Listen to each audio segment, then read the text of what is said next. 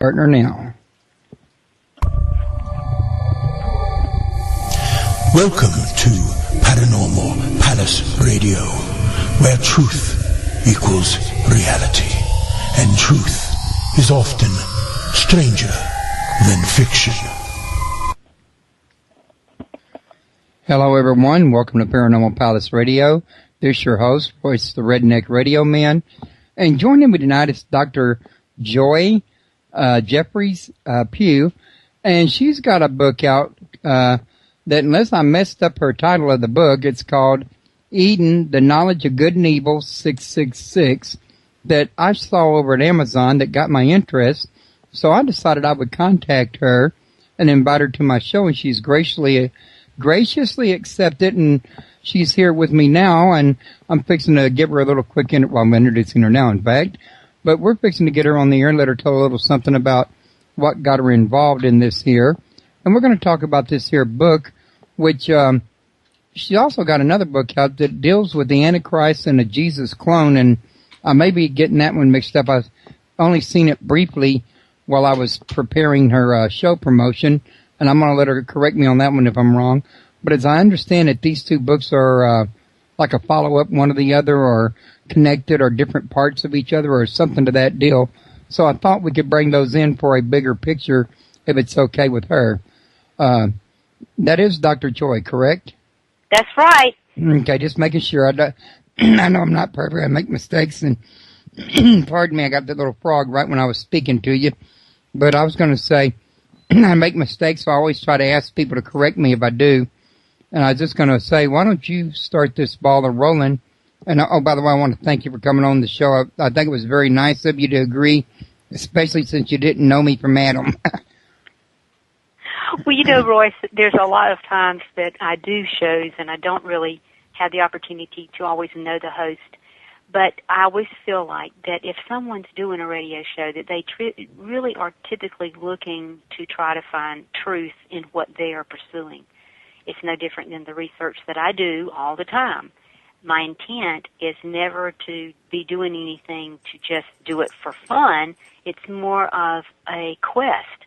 And I think when, for example, yourself and other people out there that try to do radio shows, their intent, I believe, is to do the same thing, is that you have a quest and you're wanting to find answers to some really tough problems.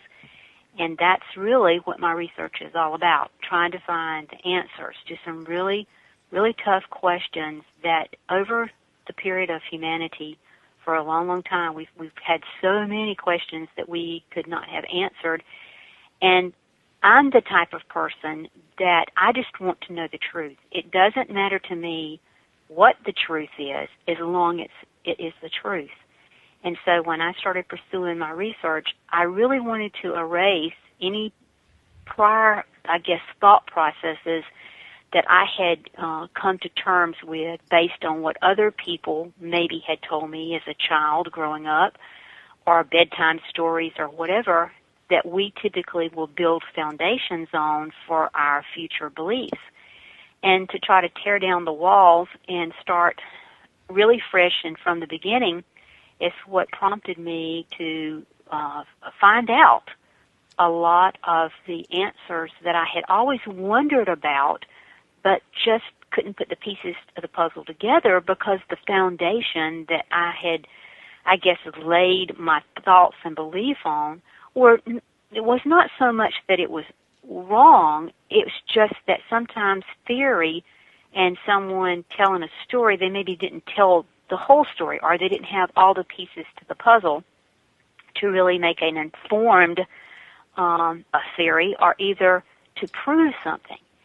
And I've been fortunate that when I've been able to do radio shows, that it seems like, again, like yourself, that the intent is to try to bring the truth forward. And right. We are dealing with something that in your show specifically, paranormal, it is something that I deal with all the time because the spiritual world is very real. And I laugh many times because on a lot of paranormal shows, I'm like, people say, well, you're a Christian. What are you doing on a paranormal show? And I'm like, excuse me, but if you've read the Bible from start to finish. Angels, miracles. And I said, really, the Bible is the most paranormal book that I really have ever read, because you're talking about ghosts, you're talking about somebody walking on the water, you're talking about snakes turning into rods and rods turning into snakes, and you're talking about a serpent that's talking to Eve, you're talking about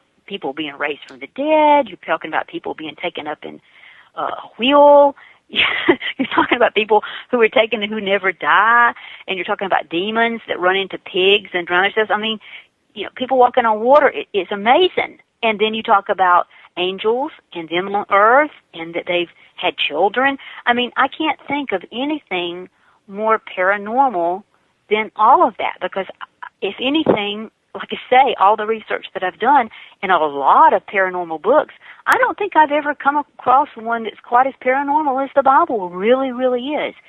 And it's unfortunate because people want to try to take it in a different direction. Right. But I think if we start with a foundation and we learn what was given to us in the very beginning, why it was given to us, then it helps us explain what are these strange things that happen around us that we really don't have an answer to. And my research is about that. And you mentioned that my first book was Antichrist, the Cloned Image of Jesus Christ. That one, yes, that's the one I was referring to. And the thing about that particular book, I had always wanted to find these answers for myself, and I never dreamed that I would get the chance to be on a radio show or talk about my research. I was doing these things to really answer questions that I had, because I felt like, because I had a strange little dream when I was about 6 years of age, that I felt like I saw the end of the world. And when I went to church, and I was always, brought up in church, went actually to the same church I go to right now, I was there the week that I was born, and was very involved in church, and, really saw what it's like to really worship and be committed. But at the same time, small Southern Baptist country church in a small town with a small library, when I had this dream, I couldn't find answers to what I had seen. And it's really before there was anything really, I think, written out there other than the book of Revelation that would have explained a little bit of what I had actually had in this dream that had troubled me so. And as time went on, and I would ask questions, I would have adults say, well, now, you're just over-worrying. That's not for children to think about. You just need to let that go and go on outside and play. And people encouraged me not to think about it. I don't think that it was wrong maybe for them to do that, but I found myself, instead of being more outward with people, I began to be more inward, because it was something that I felt that God had either showed me that I was needing to know about, and that it would drive me even through my college days in studying things, because most girls never dreamed about growing up to be a preacher. I mean, that was something that was only really, quote, a man's job when I was born and raised. Yeah, same here. In a small community. You didn't have women preachers.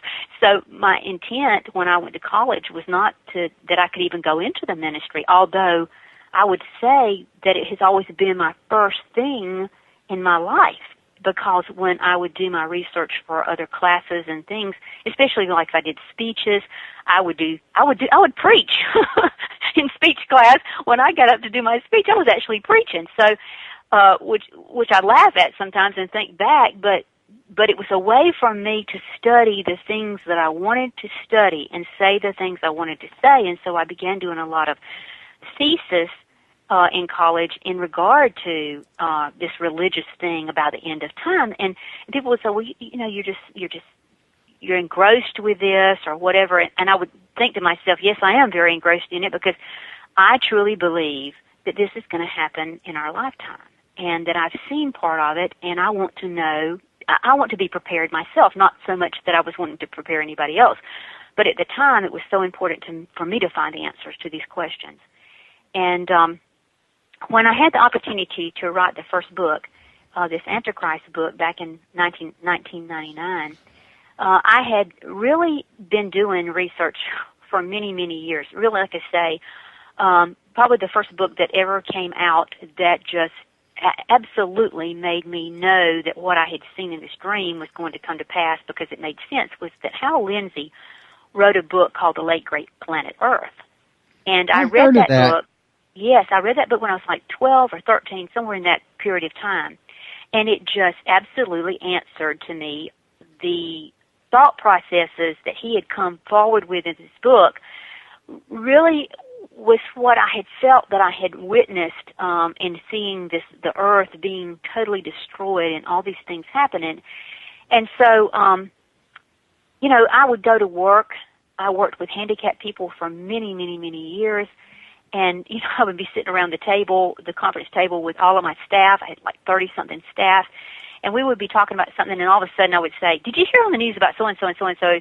And they would look at me so funny. And I'd say, I really need to write a book about that. And it was just driving me. And then my mother came down with cancer. And I really needed to stay and look after her and take her to chemotherapy and that kind of thing. And she always laughed and said that God took me away and put me kind of in prison to make me do what he was really leading me to do. Because at that point in time, I would take books with me while she was taking chemo, and I would read. And then at night, when I got home, I would kind of, mark pages, and I was getting all what I felt was answers to all these questions that I had really in my mind. And one day I was driving down the road with my grandmother, and it just came to me exactly what was going to happen at the end of time with this particular man that would be called the Antichrist. And I actually slammed on brakes, pulled off the side of the road, and she's like, what's going on? And she had been there from the very beginning, back when I was 6 years of age, when I woke up and went to her and told her the dream and how upsetting it was and that kind of thing. And so she had always known that my passion was this. And I just looked at her and I said, Mommy, I know how the Antichrist is going to pull this off, because it always worried me in the Bible that the elect would be very deceived at the end of time, and that, Jesus had also said that there will come other people in my name, and don't jump at them being called Jesus, that you need to be very cautious about that. I had been doing some research at that time on cloning, and I'd found out some information. I got my hands on some books in Little South Georgia town in regard to Hitler, and found that he had some activity going on, being able to really do some cloning. And when I started doing the research on that, I found that really the first cloning took place with a frog back in the 1800s. And I'm like, this is not a new science. There's something very much really to all this. And why was Hitler trying to perfect these genes? And what was he doing to get rid of the Jewish people? Why was that so important? And then I began to see that in my research at the time, that there was a difference between the typical Jew that we know, or what I was led to believe. I thought a Jew was a Jew. I didn't realize that the original 12 tribes that were the Hebrews only became termed as Jews when they actually went into Babylonian captivity, and they had children by Gentiles and whatever different than just those 12 tribes, and so they had to have a name for that kind of setup. But the original Israelites, apparently some of them had markers in their genetic structure that would actually, they could find out, who was a true, I guess you would say, of that 12 tribe. And so I began to see that there was a reason that Hitler was killing some so-called Jewish people, while he was letting other people, Jewish people, leave and set up this place called Israel.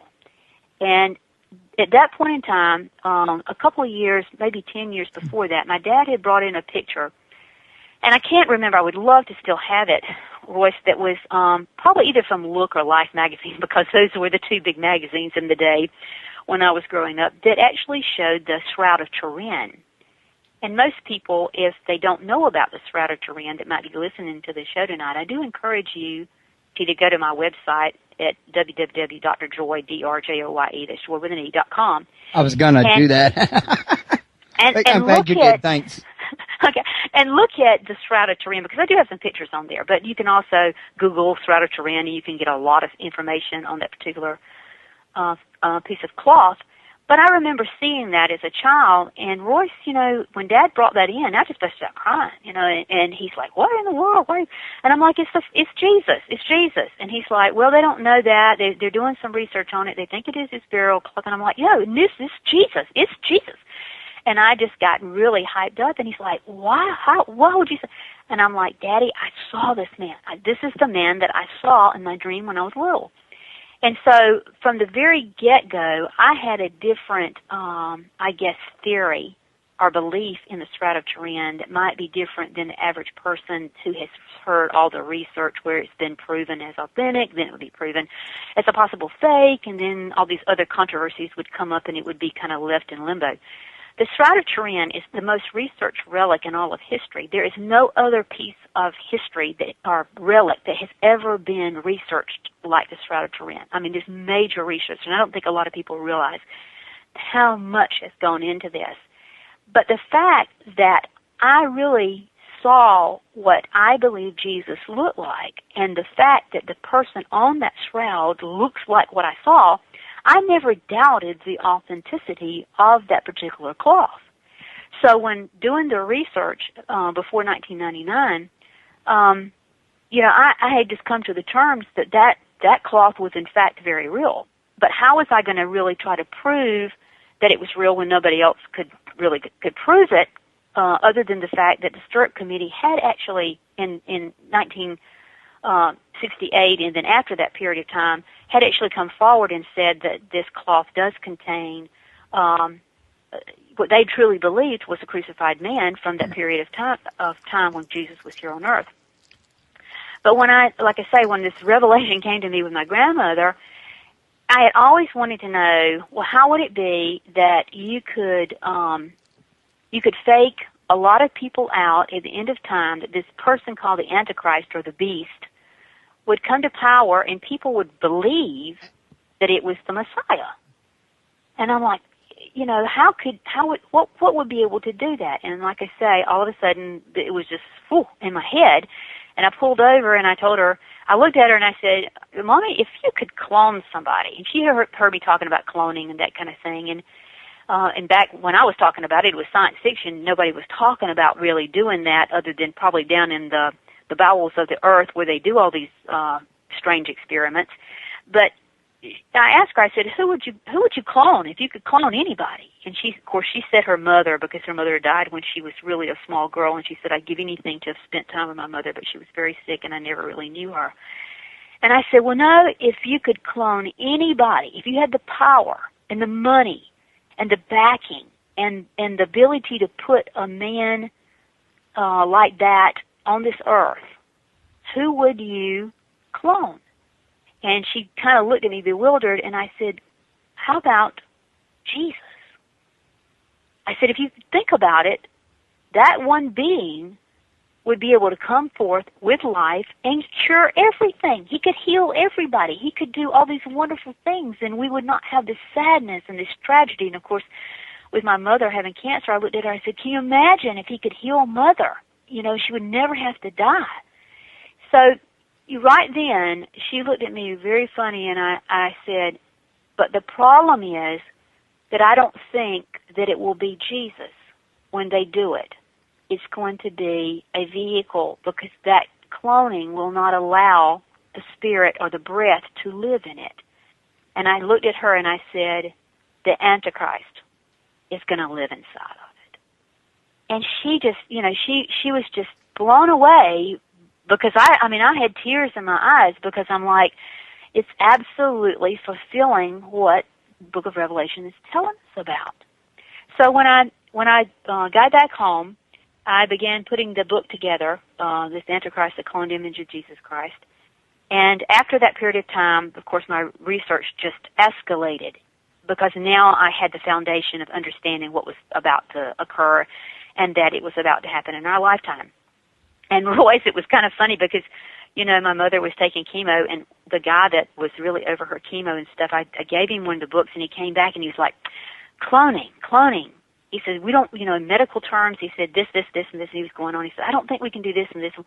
And I would say, well, you haven't done the research on it. Let me show you this. And we began to have conversations with each other about that. And it was amazing, because then, after I had already done all the research, then, of course, we know that they come out and they have Dolly and the cloning and the whole 9 yards that's going on with the fact that we now have a sheep.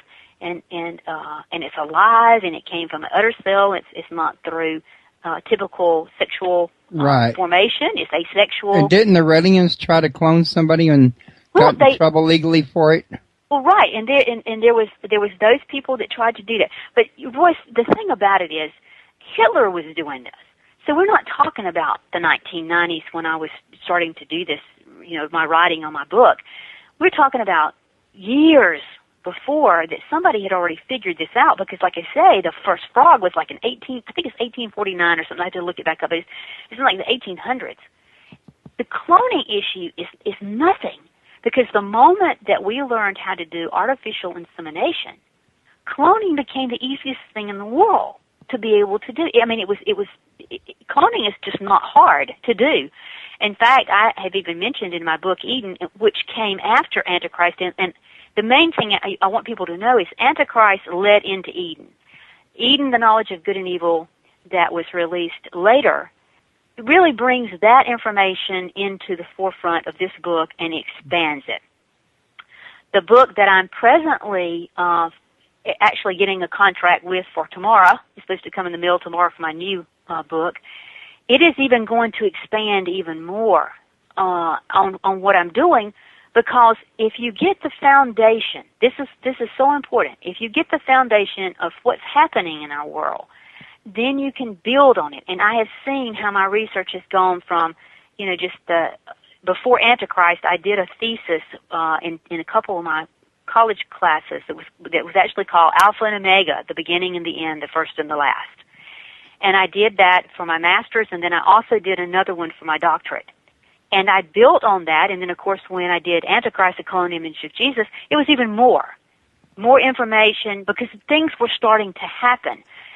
When I started putting the pieces of the puzzle together when I was little, I'm talking about before I even read Hal Lindsey, there was just pieces you could find every now and then. Then I read Hal Lindsey, then I started reading the book of Revelation, and then I started doing more and more research and finding different little, what I call nuggets hidden, that I could bring together and actually prove the movement of time, that we were beginning what I call the birth pains.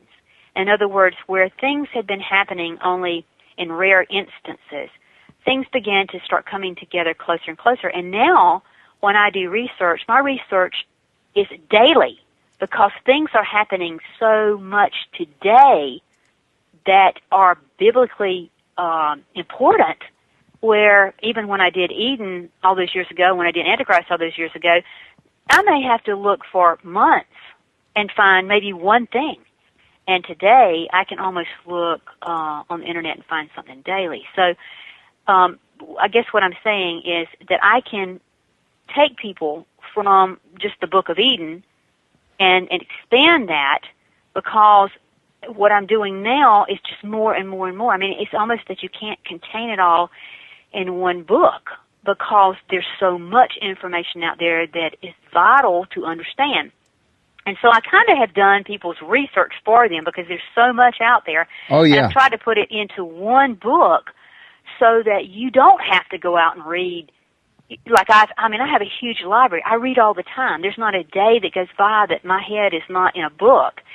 I did not trust the Internet too much, because lots of times people will use things and say things, and they have not done the research. So, when I have a book in my hand, and not an e-book and not a downloaded book, but the physical book, my books, if you go in my library, the pages are all turned down, they're marked, they're written all over. I mean, they're research. It is major research. And so, in doing the two projects of Antichrist and then, of course, Eden, and then, of course, doing the one that I've just now completed and we'll get a contract in the mail tomorrow. I'm really excited about it. So I don't know how long it takes for production. Usually it takes 6-7 months, and depending on, production and distribution and all that stuff that publishers do, it can take a little while to get that out. But I guess what I'm saying is that in my research, I would encourage people, because my Antichrist book it was only so many copies, and so that's a collector's item. I'm never going to issue that book other than let it stay as a collector's item. So if you don't have that book, then I would encourage you to get Eden, because Eden incorporates what's in Antichrist. and that you can get the foundation laid to the work that I'm doing and then build upon it, when Right. my other books come out, and it would help you even expand more knowledge. But we're living in very unique times, Royce, and I think that, again, paranormal is more prevalent today with the spiritual world than it's ever been. And I have found that the Bible tells us it's going to be like the days of Noah. And before the flood, which, unfortunately a lot of Christians don't know, these fallen angels were coming down to earth, and Genesis is quite clear about that. They were mating and having sex with human women. And what they produced was a DNA giant that if it had just been what God had created between Adam and Eve, then their DNA was perfect, because you have to remember that Eve was not a created being like anything else. Eve was quite unusual. There's nobody else in the Bible that was ever taken from something else. Right. She literally was taken from the rib of Adam. And when you do the research in regard to finding the DNA, if we had to take DNA out of somebody, the rib is the best place to get it. Also, so there. Go ahead. I'm sorry about that, Joe. I was just going to say real quick, like when you were mentioning the DNA and Adam and Eve, a lot of people don't get this, and I'm quite sure that you do because you've done the study on it. But, if you stop and think about it, there was originally could have only been one blood type. If there was Adam, Eve was taken from Adam, there had to be one original blood type, whether it be A positive, O negative, O positive, or, whatever.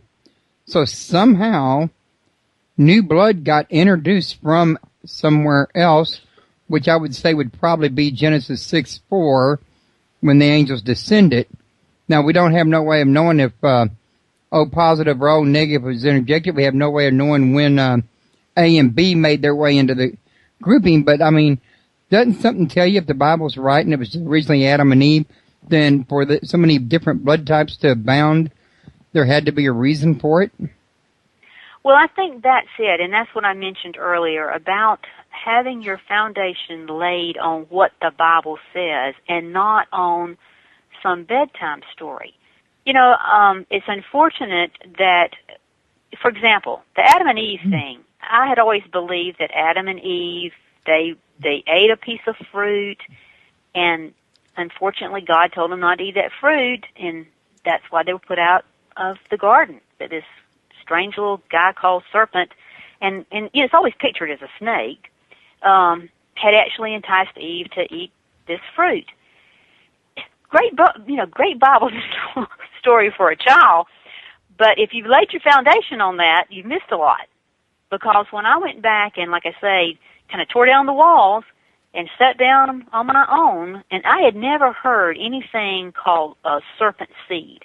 That thought process had never entered my mind, and I had never read anything about that. One day I was reading that story, and I kept going back over it and back over it. I was like, okay, this is very strange. This serpent is not a snake. This serpent is talking. I don't know of any snakes that talk, but this being was talking. And the fact that Eve would even have a conversation with him, let me just say, if a snake starts talking to you, would just stand around and go, hello, how are you doing? Well, it's good to see you. Have a piece of fruit. You would be going exit stage left because the snake's talking to you. So it tells you that she was not afraid. There was something quite interesting about him, and the fact that he was smarter than she was. That something about him was very enticing.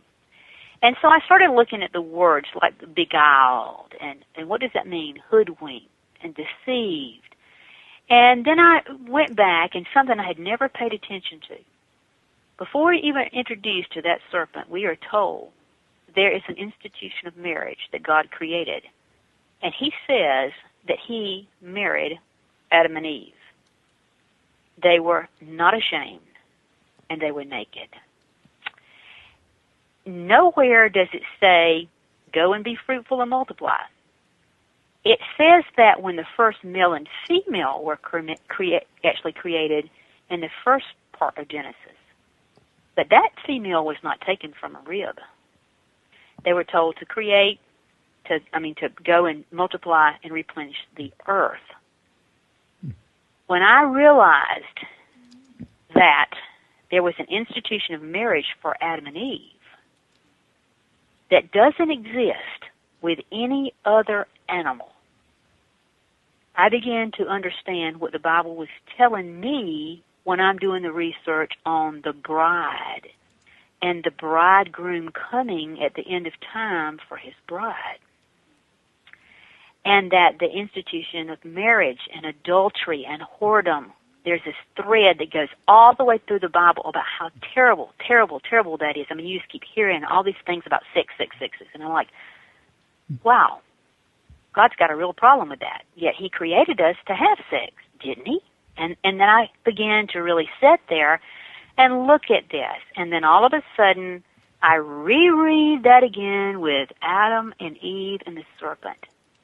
And it says that when God cursed that serpent, he cursed his seed. Well, where is that seed at? And why is he only dealing with the curse with Eve and that serpent? And I tell you, Royce, I sat there and I absolutely cried because it was a revelation. I honestly thought nobody had ever figured that out. And I'm like, my gracious, this is what happened. They had sex, and they had a child. There's a seed. So I tell you, that was like I had to sit back and just go, Lord, I never understood this, but this explains to me why whoredom is throughout this Bible, why mixing has been told you don't do that. And why you told your own people, Moses and all of them, to kill every woman, child, human, even animal that was not of that lineage, get them off the face of the earth. And why those giants were destroying everything. It just, all of a sudden, it clicked. Up until that time, the rest of it had been kind of Bible stories. But boy, when you get to the understanding that there was a sexual relationship going on, and that first child that came into the world named Cain, the reason his name was acquired, because Cain means acquired, was that it was not of the seed of promise, which was the seed between Adam and Eve. Cain was a seed of pleasure. And pleasure was never supposed to be a part of sex. And when I saw that, I was like, oh my gracious, does this just open up a can of worms, but does it ever explain why in the end of days people aren't married? There's no reason for marriage in heaven. The fact that the tree of knowledge of good and evil doesn't exist there anymore in the end of time. The fact that the whoredom, the whore of Babylon, all that stuff, why it's all so bad is because it mixes good with evil. And when God set up everything, he said to each thing he created, you go and you replenish after your kind. He says, after your kind. The fact that Eve and the serpent had a relationship meant that they created a being that was not after their kind. And once you start looking at what the Bible tells you, it says that Satan was the first murderer. And I couldn't ever figure that out. I'm like, well, the first murderer was Cain. Why does it say that Satan was the first murderer? And I've heard people say, well, it's the spirit. And I'm like, oh. But if it was his son, he would have the DNA traits of that particular individual. And then I began doing the genetics and stuff and testing of, what was it saying as far as what happened with Cain's lineage. And you start finding out they're the ones that are doing the eventual mixing. And they're the ones that are learning how to do things that mess up the earth, like build cities and wall cities and things like that. You don't ever hear that from what God wanted his people to do here on this earth. It was created in his perfection. It was not created to be manipulated or changed. But Satan did that. he changed what God had created. It was a way to get back. And, you know, I had always heard that people would say that the sons of God and the sons of man, you know, that separated what Cain was versus what Adam and Eve were. But if Cain and Abel were not different, then how was it that you ever created a giant? Because like we mentioned earlier, your DNA would have remained the same. It would have never been tainted. It would have never produced anything like a giant. Exactly. And we know from the Bible, those guys had like 6 fingers on one hand and 6 toes on one foot. And I do know because I actually had someone that worked with me one time that had 6 toes on both feet. And we thought it was, you know, we talked about it because I worked with handicapped people, and she was actually a teacher. And we just thought it was strange because we knew it was genetic. I mean, we see, especially in handicapped people, you find that, you know, Down syndrome and other kinds of things, they will follow a pattern either to the male side or the female side, and some will have a problem and some won't have a problem, this, that, and the other. And so genetics had been something that I studied a lot about. And the fact that we can look back and we can see after the flood that it says that there was a remnant that was still here, and we can look at the Bible and it tells about Og, and we know that David killed Goliath and how huge he was, and the Bible's very clear. Those beings were really big. And the funny thing is, Royce, you know, they really hide when they find these things archaeologically out there in the field. There's plenty of evidence of giants. There's huge skulls. There's huge, you know, physical bone structures that they have in many museums. The problem is they can't put them in line. And their weapons and their tools. I mean, you're talking axes that stand twice as high as human beings. That's right. And it makes sense when you start looking at things like Stonehenge and places like that, and you think, well, how do they move those big boulders? Well, if you've got a big man and you've got some of the creatures that, you know, that existed with those big giants, then it would have been nothing. No different than what we do when we're little like we are, and we are able to build skyscrapers and whatever. But I think it's just amazing that because these archaeological finds of the giants were kind of hidden and kept, you know, in the bottom basements of museums, because they couldn't put them in line with, unfortunately, Darwin's move from the ape into Homo erectus and Homo sapiens.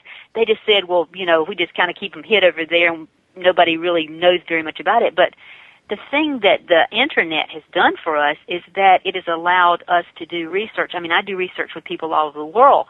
I would have never had this opportunity had it not been for the World Wide Web to actually be able to behold people who have discovered these certain bones and be able to look at them.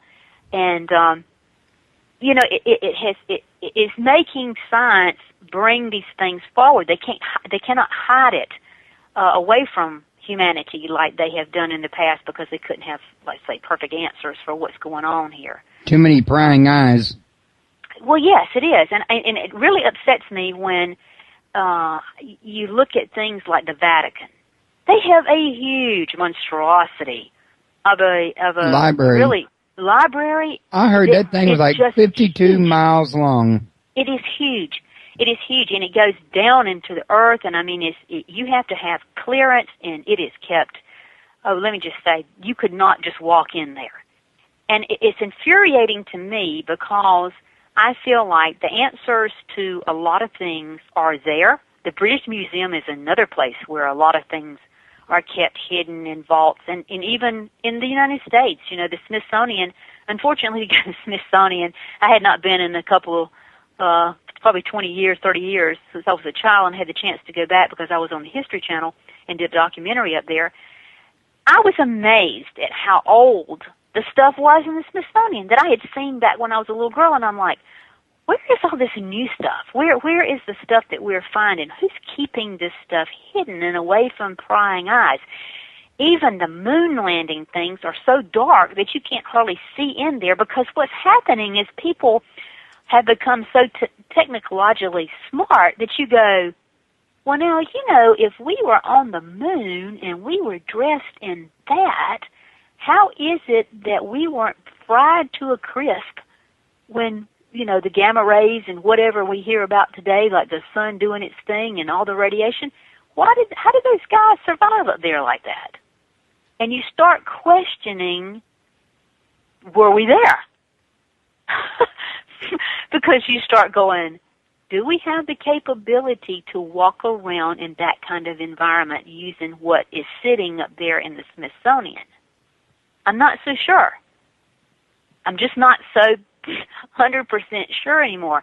And when I saw how they had it so dimly lit, I'm like, maybe they're keeping it very dimly lit because they don't want you to really look at it very closely. And I think that may be the reason that some of the finds that we have are not put on display. Because there is an element of lineage that still exists from Cain. And I prove this in my book, Eden. That this lineage that started with the serpent became the kings and the rulers of humanity. Those people are different than the rest of us. They look like us, no different than the giants looked human, but they were not human as what God made you and I human. And they have maintained a perfect DNA that is different. It's very different than you and I, and they are so good at keeping this within themselves. They're thoroughbreds. They breed each other. They pick who they breed with. They never get away from who they are maintaining their DNA structures with. The thing is, it is what really Satan told Jesus. You know, he says, if you'll bow down to me, I'll put you, over the kingdoms of this earth. And of course, Jesus wouldn't listen to him when he was on this earth about that because his kingdom was not of this world. That's what he told Pilate. But it seems to me that the Bible's telling us that the people who rule this world are not of God. They are of Satan. And if you really do the research and you find out that the people who rule the world, who have the most money, who maintain and pull the strings around the world, they're all related. I mean, it gets to be creepy because they're all kind of coming from the same family, and they seem to have all the power. Well, if that's the case, then they keep things from the rest of us because what happens is there's more of us than there are of them. And we easily outnumber them. Are you talking about the 13 satanic bloodlines I've read about by any chance? Yes. What's his last name? Anyway, he wrote a book called The 13 Illuminati Bloodlines. I'd like to get him on my show, too. His book, and I really enjoyed reading his research because, he has really been ostracized. I mean, he has really had to suffer because of the information that he put out publicly. And you're not going to find, big publishers rushing out to publish people like he or like myself because the big publishers are owned by those same people, just as the people who put out the major news networks, the radio shows. Most of the big ones, you can't get on to talk about these kinds of things because they don't want us to know these things. As long as they can kind of keep us over here and keep us quiet and maybe a little group talking over here. But if you could ever get on a world stage and go, look, this is what's going on. We're tired of it. You're not going to rule us like this. But the problem is we have gone so far now, Royce. They have now gotten so scientifically, technologically advanced that they can literally control us without ever having to really raise a gun at us. And in my book, Eden, I really explain this thing in our head that's called a pineal gland. This pineal gland is an antenna that exists in all of our heads. And biologically, if you jam it with electromagnetic waves, you can literally cause a biological response or a stimulus that you can't control your own body because something is controlling it. And I had often wondered why in the end of time there was only going to be 144,000 that were going to be sealed by God in their forehead that could stay on this earth after the bride was taken out to deal with an Antichrist. Now I know, because if that gland is not sealed in your forehead, the ability to utilize that gland is totally easy. The work started back in 1960 with Delgado when they were using this particular ELF wave, beaming it at people and causing them to go in a state of like nervous disorder. In other words, he could speed somebody's heart up, make them feel hot, make them feel cold, make them feel nervous, make them feel fear, yet they didn't know why.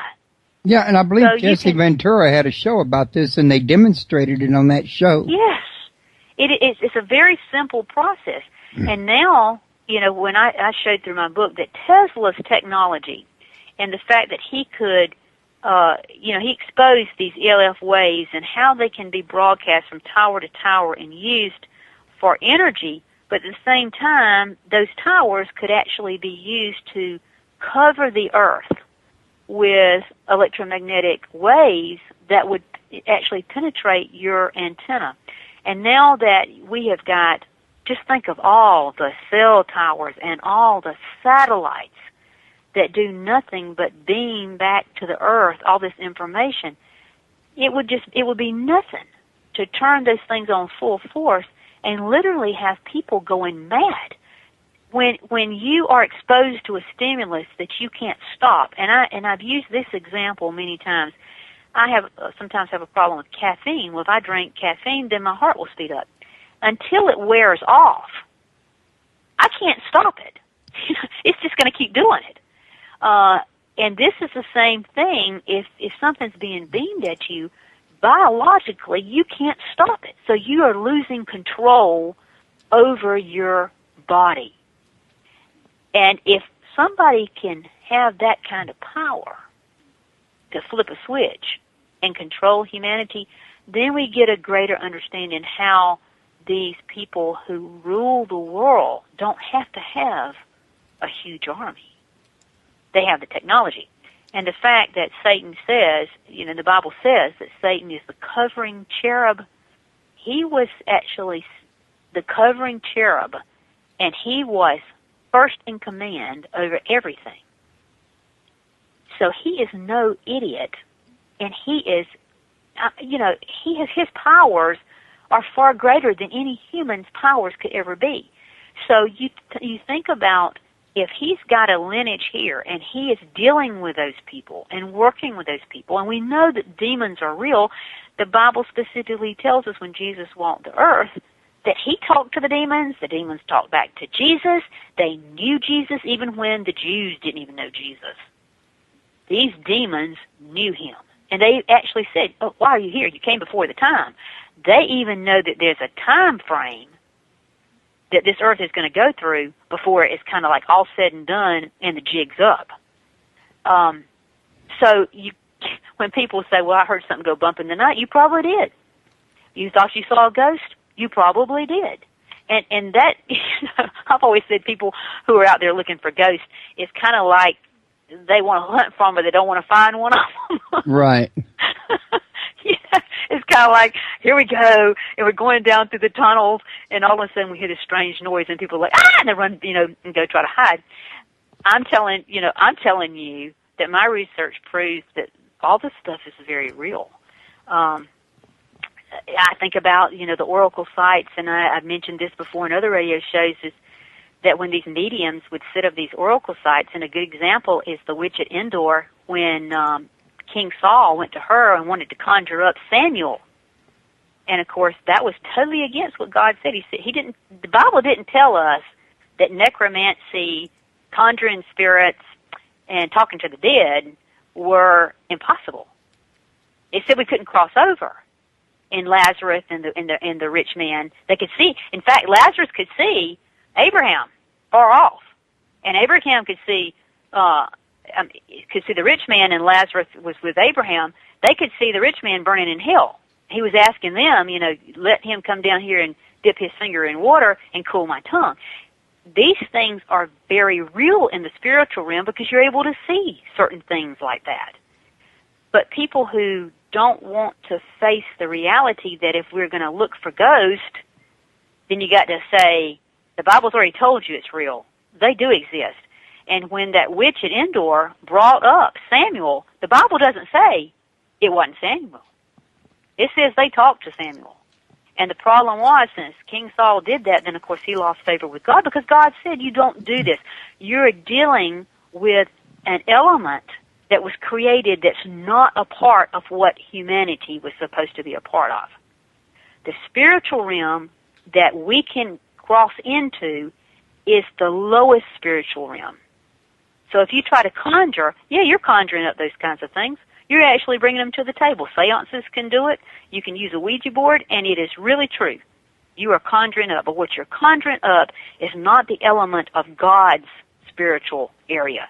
You're conjuring up the part that is actually where Satan and his minions and his demons exist. We can never go into the third heaven.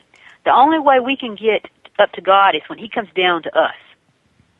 And when he came down and he took John and Patmos and he carried him up and he saw these things, when he did that with Daniel, Daniel was not, he was in prayer. He wasn't doing meditation over an oracle site. You can't get to God the wrong way. The Bible tells you try to climb up another way and enter in. That's like a thief. You're not going to get there. What you're going to get when you do those things is you're going to get an answer in the spiritual realm. I mean, that's a perfect example of what Hitler was doing in his little areas that he called Camelot. They were doing remote viewing. I mean, it's documented. There's case study of all this kind America of stuff. was doing it too. Talking with these people. He was learning from that spiritual realm. It's real. It does exist, but the problem is, the moment you encounter and you become a part of that, Royce, they own you. Because the more that you do that and you subject your pineal gland to it, the more it opens up to Satan. It's like a party line. You've got an antenna that was created by God in your head to have communion with him and his Holy Spirit. You start mixing in and playing your game to do your thing and be God-like, and the only connection you're getting is Satan. And once Satan can get in there, he's going to block your ability to have communion with your Creator. And that's why those 144,000 at the end of time have got to be sealed by God, because he has the capability to block it. He is going to become so powerful at the end of time that you would not even be able to understand the truth from the lie. And we're almost there, because if you look around you on the news media, you're like, who's telling the truth? You'll hear one group tell you this and another group tell you that, and you'll go to a book and it's written about so-and-so and it's telling you something else. And before long, people go, I'm just totally exhausted. I don't have time to deal with it. I'm trying to just put food on my table. Right. Now, that's what Satan wants you to do. I wanted to mention, if you pardon the interruption, that when you was talking about the 13 satanic bloodlines, people in the chat room wanted me to guide you back around there as soon as I could. They said they had chat questions on that. They were kind of interested in who these families were. I know because Mayred's asked whether the House of Windsor and Queen Elizabeth, and nobody else asked any others other than that so far. So go ahead and finish where you're at, but I was going to say, that way you can note, in advance to come back around to that to answer that one. Well, let's go ahead and we'll talk about that, because what this all involves is that there is a serpent lineage. Dan Brown brought it to the table when he started talking about the Merovingian bloodline. That bloodline was set up to bring about the Antichrist power one day, to be able to have the lineage in place to prove that they can walk into the temple newly built in Jerusalem and claim to be of the tribe of, really will be of Dan, but at the same time connecting themselves to King David. And the only way for the serpent group to do that is to kind of falsify and document and do whatever to make it look good on paper. And believe you me, They have got that down to a royal science to try to make it look exactly like it needs to look when they decide to put their guy on the throne there in Jerusalem. The intent has always been, since the beginning of time, that Satan would have a match. He parallels everything. That's the thing that's so interesting to me in doing this research. Everything he does, he parallels. For example, you had 12 bloodlines that were of Jacob that became Israel, renamed Israel, that became the Israelites. And what this 12 Illuminati, and became a 13 bloodline with this Merovingian, parallels those 12 bloodlines from Israel, because when Joseph, when he died, his two sons split his bloodline, and that gave them really 13 bloodlines as well. And when you see that Satan is trying to keep in other words, God created a lineage that's going to come up to 144,000 of the 12 tribes, because one of them, Dan, won't be a part of that. Those 12 tribes will produce 12,000 people who what the Bible calls virgins. What is meant by that is pureness, and this goes back to, again, to the pureness of Eve, that you're supposed to remain pure, and that's why Noah was considered pure. That's why the lineage had to come from Adam and Eve to their son Seth, and then down to Noah, and then down from Noah to Abraham, and from Abraham to David, and from David to Mary, to keep that line a pure line. Well, there has also remained 144,000 that will be at the end of time that have stayed with that same pure bloodline. But to mimic the pureness of God's lineage, Satan has his 13. And that's what I'm saying, that those people also have the pureness of the serpent in them. The rest of us are we're kind of mixed in between. Now, some people say, well, Joy, does that mean if we have any of those other traits, can we not get to heaven? And I try to explain it like this. Only the serpent lineage of those 13 Illuminati bloodlines, the true pureness of those lines, never, ever will ever enter the gates of heaven. They're in a fallen state, and they would never say, Lord, forgive me. They are just like Cain. God told him, he said, if you don't get yourself together here, you're going to follow right into your father's lineage. He was talking about Satan. And people say, well, he gave him the chance to redeem himself. Cain never said, Lord, I'm sorry I killed Abel. The Lord told him. He says, your brother's blood cries from the ground. He knew what Cain had done. Cain was no idiot. He knew that he was talking to the Lord. He never once acknowledged God as the Creator. He never asked for forgiveness. He was too worried about getting killed. He was worried about his punishment, but not about forgiveness. And that is where the difference is in the genetic makeup of the serpent. Satan never says, oh, by the way, God, I'm sorry that I rebelled in heaven. That's never going to happen. And this lineage that's the serpent lineage will never ask for forgiveness. So if somebody's listening out there and you say, well, I'm distantly kin to the Windsors or whoever, if you are and you're wanting to know if you can be saved, you have anything to worry about, because the people who are of serpent lineage will never, ever be concerned of that. They never will want to be saved because they know they can never be saved. And that's the difference between that pure lineage and us and the pure lineage of God.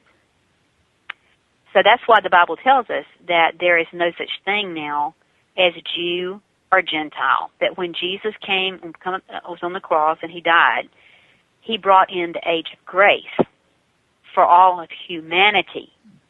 But that same group will never, that I'm talking about, these 13 Illuminati bloodlines, they're never going to ask.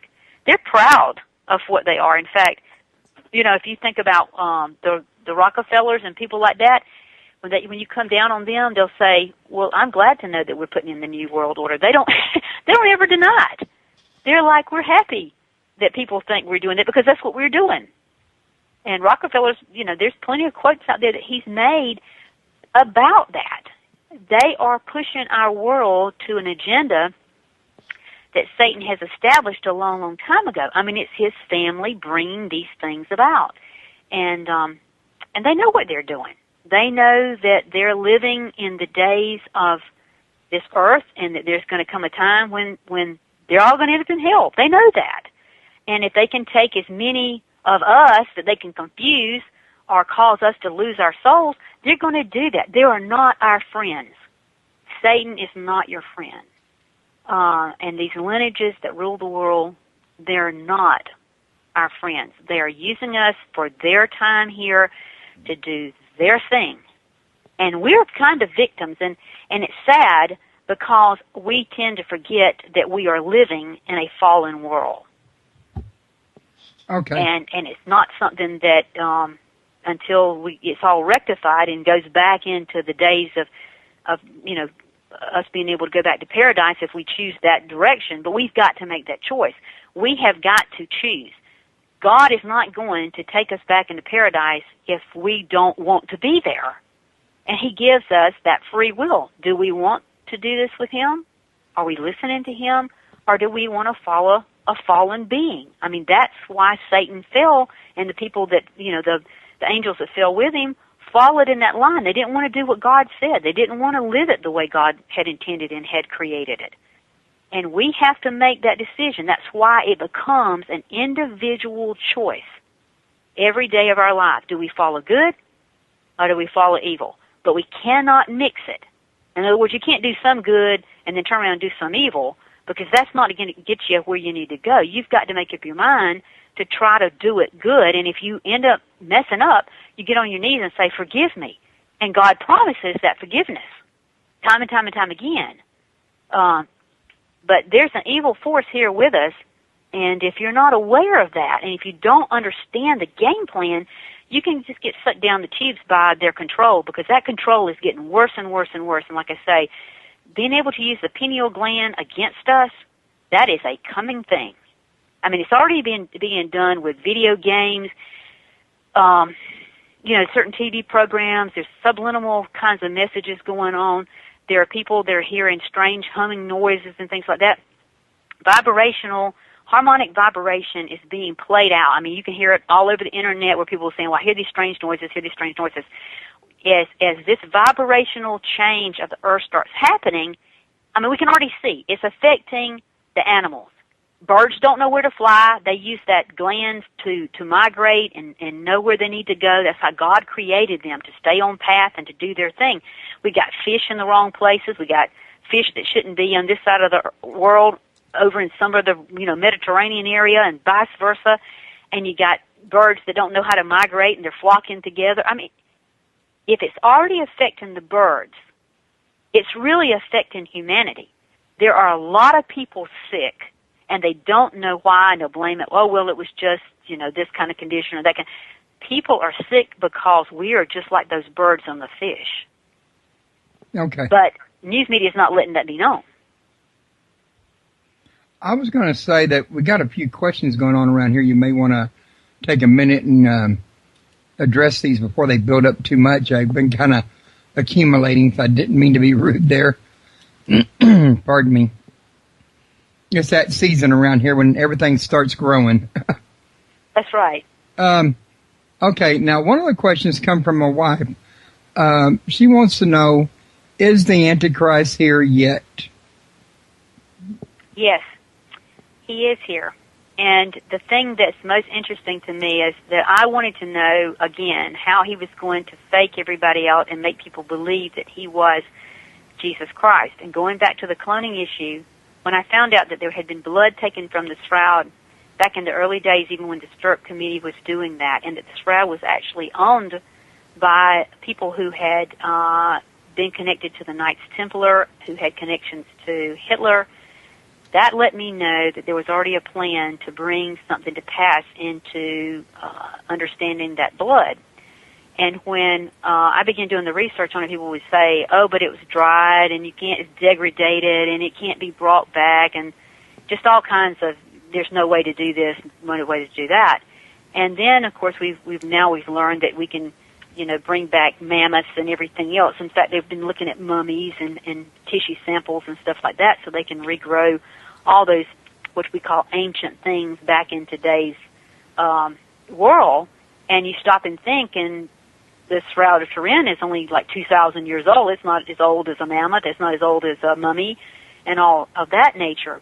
But I think the thing that really kind of helped solidify what I was trying to say is that God's blood is a total different ball game. And Ron White did some research and came up with the fact that he had come across the Ark of the Covenant, and he had gotten some blood from the Ark of the Covenant off the mercy seat, and when it was tested, it actually showed that the blood could be brought to life. It was still alive. And that has always been my play, that the blood on the shroud has never been dead any time, that now, the blood is alive. And I saw that video by Ron White, by the way. And the one thing I haven't been able to find out yet is whether or not his claim has actually been confirmed. Well, they always wanted to say that, that there was questions about that, but I find this very interesting. The man was dying. When you're dying and you're about to meet your Maker, would you want to be telling a lie? He never, ever, ever said that what he had originally stated was false. And when he told how that blood was alive, if you watch his videos, the man breaks up. He actually cries, and it's not a fake cry. I fully believe that blood is very much alive because it's Christ's blood, and I believe that blood on that shroud is very much alive. And if you do it and put it in the, and you stir it and you heat it and you do the things that Ron did, you're going to see that blood is in fact really alive. It's not dead.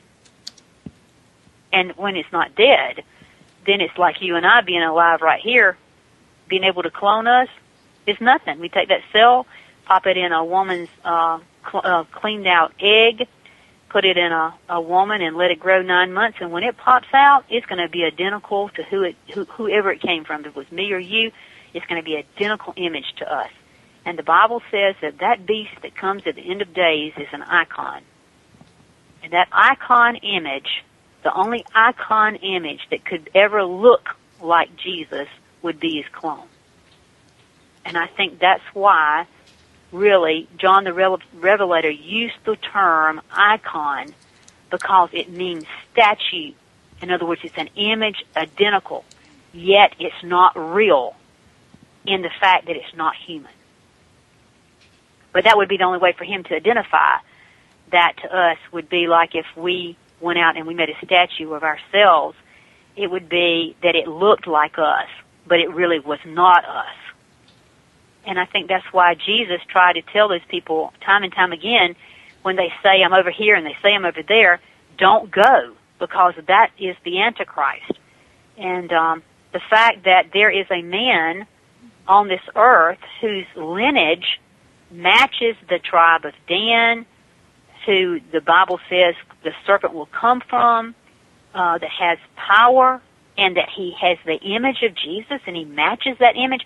My question has always been, since I started pointing the fingers at the royal family and what they were up to, is why is he in the image?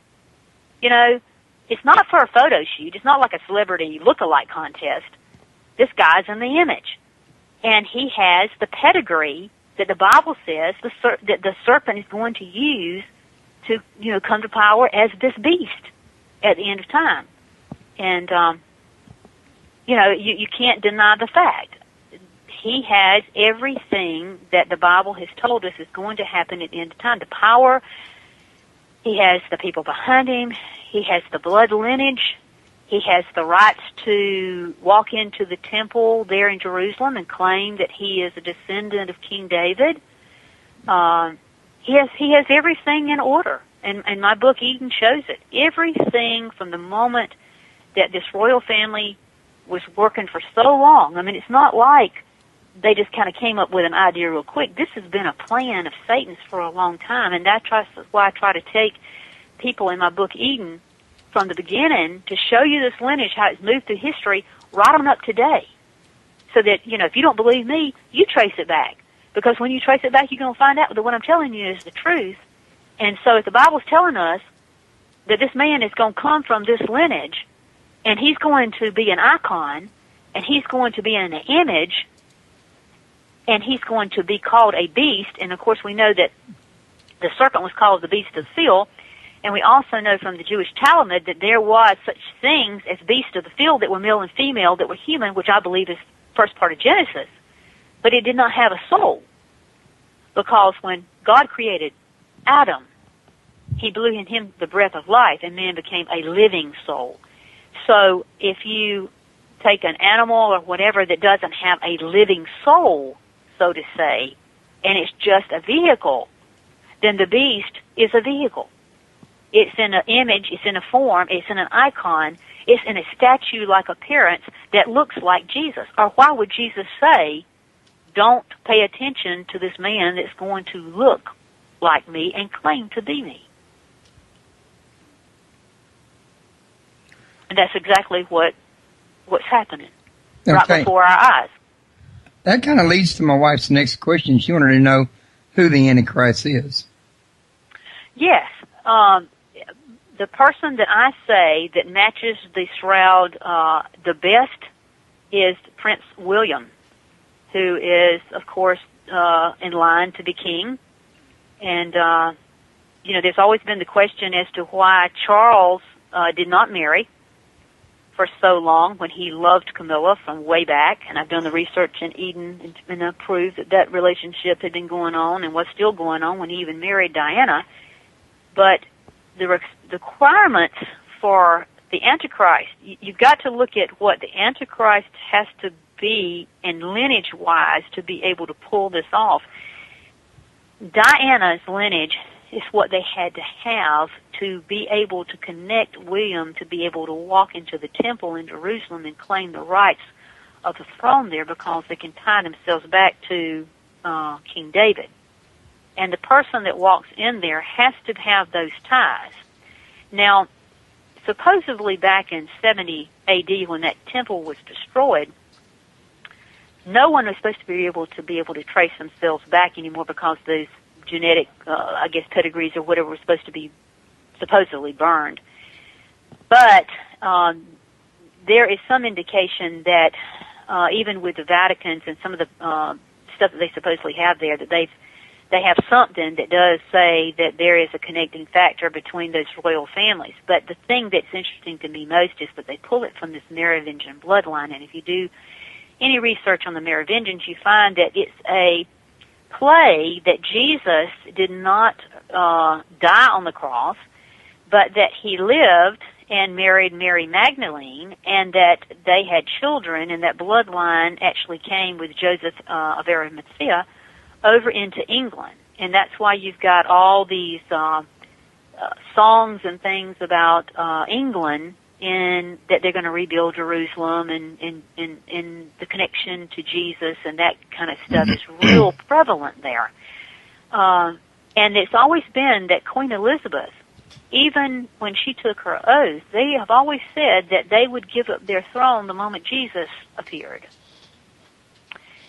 And it's very interesting to me that she's made comment and comment again that William seems to be like that, the person that she wants to give up her throne to. And, people say, well, would he take it over Charles? Well, we know that, there's been past people who, when they married wrongly, then they stepped aside, and they passed the throne on. So people say, well, would Charles do that? Charles is playing the part of the red dragon that Revelation tells us about, that will help the beast inform his power, and then, of course, the false prophet being the Vatican and the Pope, because when you have to look at this is that St. Malachi's prophecies of the Pope, if people don't understand that, they need to read those prophecies, because there's only going to be one more Pope after Benedict, and everything has been lined up just perfect, but the last Pope is going to be Peter the Roman. And Peter the Roman is an interesting figure because what Malachi is saying is that he essentially is going to hand over the keys to the Antichrist. And I find it interesting that no other Pope has ever taken the name of Peter because they never felt they could live up to what they believe is the first Pope.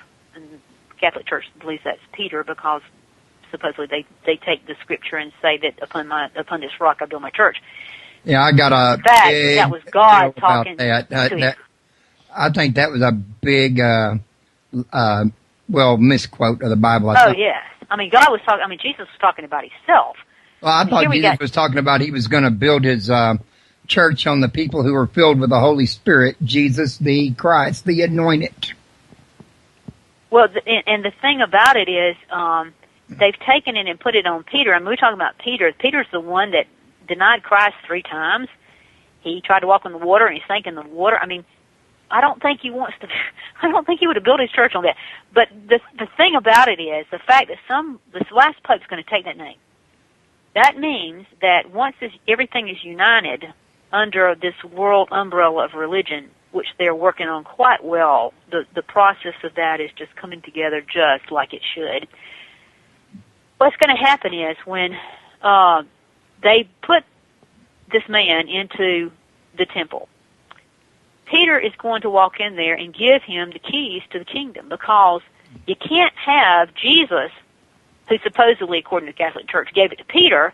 If Jesus shows back up, then Peter can't be the head guy anymore, because he's supposed to be the vicar of Christ. Well, if Christ is in the presence of Peter, then Peter would have to get the keys back. And that's exactly what he's going to do. He's going to give the keys of the kingdom back to its rightful supposed owner, which is the Antichrist, because the kingdom of this world is Satan. When Jesus left from here and he went up into heaven, he said he's going to come back, but he's not coming back as another human being and be born. Unfortunately, people who believe in Judaism and those people who are waiting for Christ to show up, they're going to be sucked down the tubes. They're going to be waiting for a while. They're going to believe it. They're going to believe it. It's the Bible tells us they're going to believe it. It's the greatest deception the world will ever see, because the person standing in this image with the power of Satan will heal people. He'll bring fire down from heaven. He'll know the future, supposedly. He'll make things happen. Satan has the power to do those things. That's why he's so good at messing us up. He's a step ahead of the ball game. He knows a little bit ahead of time, just like the demons looked at Jesus and said, "Why did you come before the time?" They knew that there's a time. Satan knows there's a time. He has the power to see ahead. He knows the game plan. So it's not something that is a fake. It's a real live human being with powers generated from within that is not human. And if you took a human being and let's say that Satan tried to possess him, because the Bible tells us the number 666 is a man's number. It does not say that it's not a man. It says it's a man. So if it was just a human like you and I, and Satan can, possess people, demons can possess people, but the problem is that if you choose to exorcise that demon or you choose to follow Christ, that demon can't stay there. It cannot live within you unless you let it stay there. The moment that you turn your life to Christ, evil flees. You can't do one or the other. Either you're one way or one the other way. But the moment you choose Christ, then that demon can't stay around. There's no way that the Antichrist could afford that to happen. If let's just say, he inhabited some guy down the block, and that guy becomes very powerful, but then he goes, oh my goodness, I don't like the way this is heading. I don't want to do this. Then he would have an internal conflict going on between a spiritual being of a soul that lives in all of us, that God created with the breath of life, and himself. And it would be an internal fight. That can never happen with the Antichrist. So that tells you that this being, this man, doesn't have a soul for Satan to live within him, like he's living within him. And that, that's the thing, is that when the power starts to manifest, if you think about in the Catholic Church where you've had like statues of Mary or Jesus that would bleed tears, and people would run to those places, make pilgrimages there, thousands, hundreds of thousands of people would be healed, and people would say it was of God. Well, the Bible tells us never to go to an idol, never to build an idol to look like anything in heaven and earth, never worship an idol. So that tells you that Satan has been using this for a long time to bring about people who will look to a live statue and be overcome. Because, Royce, today, there are people who are sick and dying. This world is getting in a bad situation. People can't look around and just see what the sun's doing, and you can see how the weather is doing, and all the stuff is going to get worse and worse. I mean, here we are in the first part of March in my area of the country, and we're already hitting in the high 80 degrees. What is summertime going to bring? 120, 130 degrees? Where are we headed? When people get so distraught and things keep getting worse and money gets less and all these things start just manifesting like the Bible says, the guy that walks up there and says, hey guys, if you come in here and you take this little thing and put in your body, this little chip, and you're going to follow me, I can make your flesh not die, and I can make you live forever. Your family won't have to die. You won't have to have cancer. You won't have to have this, this, and this. You tell me how many people wouldn't be lined up. They'll never stop and think about their soul. When people panic, they become animalistic. They don't think. And Satan knows that. And the day is coming when people in this country are going to panic so bad that nobody will care for the fellow man. It will be self only. And that one trait is the thing that Satan loves. Because the moment he makes you put yourself first, he has you. Which that's already where the world's already at now, if you ask me. It is. That's why I'm trying to warn people that we are so close to what's about to happen. And the fact that William is in the image of that shroud. But you think he's a clone, right? He'd have to be a clone. The thing that's interesting to me, there's a lot of things that I bring up in Eden that make me truly believe that he is. And of course, he's going to look at the whole 9 yards. You cannot tell the difference between a clone. In fact, the USDA, FDA, a couple of years ago in Prevention Magazine, they said that they had cloned cows. And the cloned cows, if you eat their meat, it's no different than the regular cow. And if you drink their milk, it's no different than the regular milk. In fact, that's probably already being mixed in, and people don't even realize they're drinking cloned milk and eating cloned meat. So the thing is, you can't tell the difference.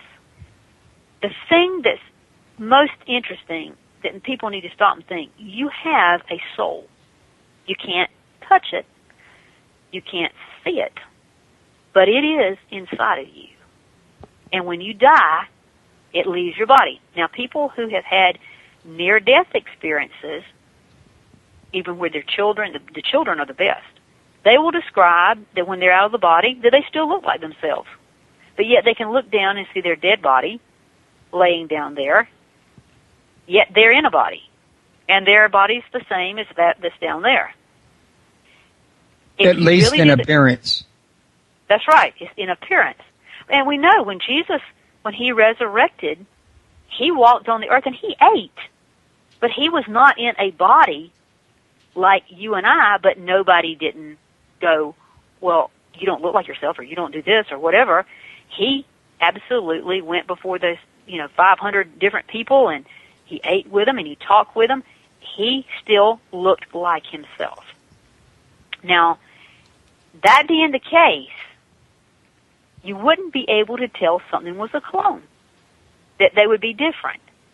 There's no way to do that. The beasts of the field look like male and female. They looked human. That kind of thing it goes beyond science fiction, and some people, it's very difficult because you're taking it to an element of, I guess, a transgenic being. And this is something, when I started thinking about this, it reminded me of things on Star Trek. and it's the fact is that we're living it. And they perfected all of this a long time ago before they got ready to do what's been done.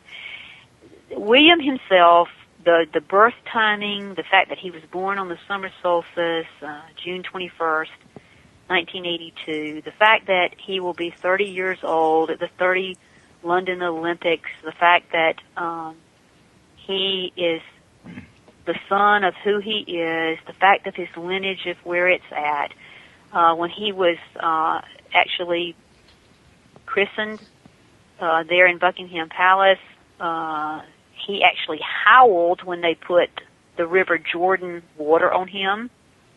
And, of course, everything that I've ever read about people who have a demon inside of them, they're going to howl when you sprinkle them with holy water. It was something that was done in a private ceremony.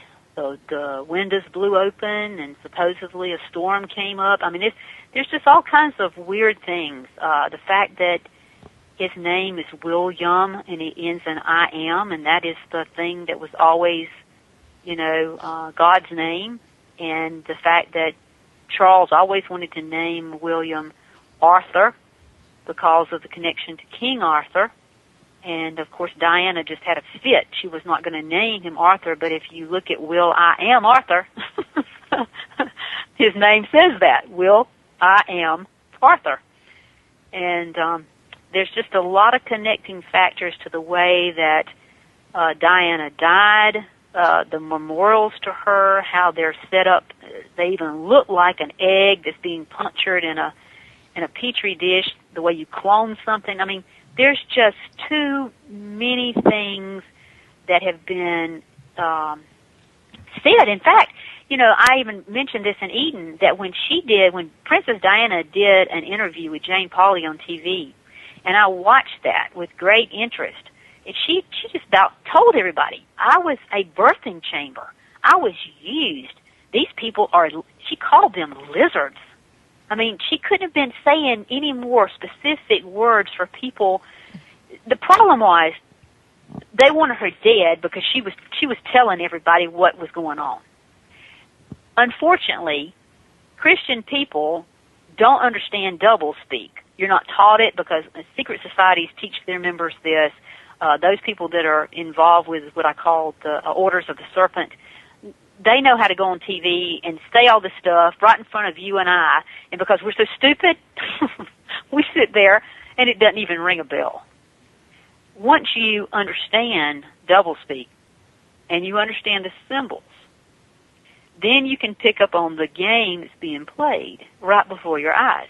One of the perfect movies that's out there was Eyes Wide Shut.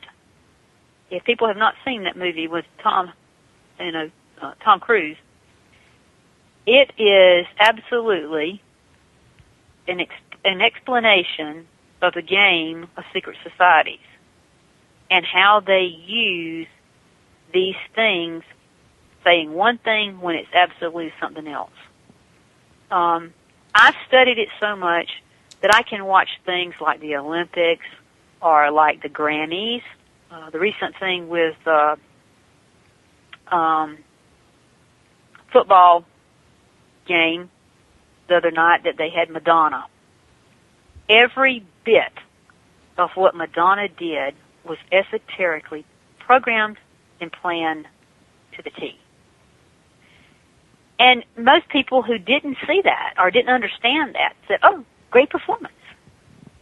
But it was an indoctrination. If you go back and look at the Grammys, and if you go back and look at the girl that came out in the red dress with the Pope, and then she did the Roman thing where supposedly she was being exorcised.